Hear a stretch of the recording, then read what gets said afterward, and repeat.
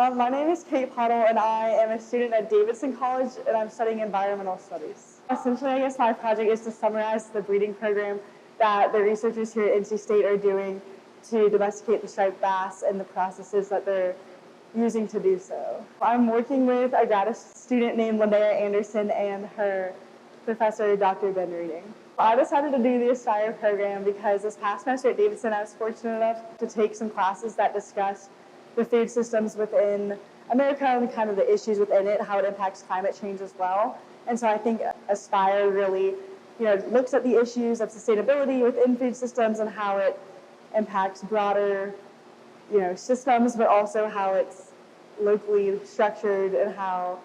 they're really focusing on how we can make change on a daily basis. I think coming into this internship, I was kind of lost and I had no idea what I'd want to do post-graduation, and now I've really been, my eyes have been open to what graduate school entails, and so far that's what I'm thinking I'd want to do next to kind of get a better understanding of sustainable food systems within America. I think the best part of the internship is that roughly Monday through Thursday, you're kind of working on your own project that fits your kind of specific interests, but then on Friday you're able to learn about various different topics, and your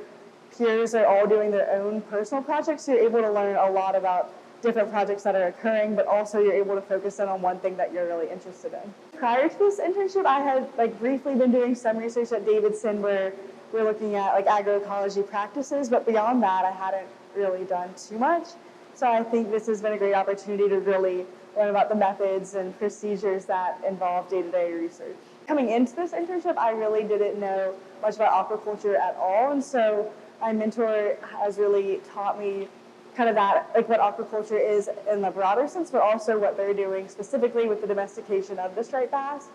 And so I think it's given me a broad overview of the system as a whole, but also with their specific project and how it's going to impact systems nationally. What surprised me the most is really how expansive this industry is. I think coming into it, I thought, we're growing food in America, but I didn't really know much beyond that. And now I'm realizing how interconnected everything is within the food and agriculture industry, and, from aquaculture to cattle to,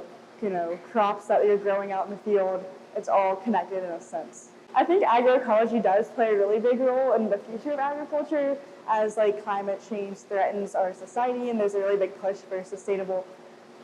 food systems. And I think by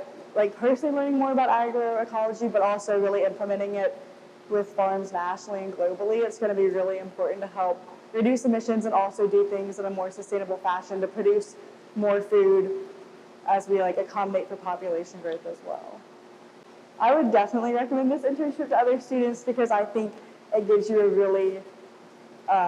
greater understanding of agroecology and the food and agriculture systems within North Carolina, but the knowledge that you learn can be applied all nationally and globally, and I think it's a really great learning opportunity to expand your horizons.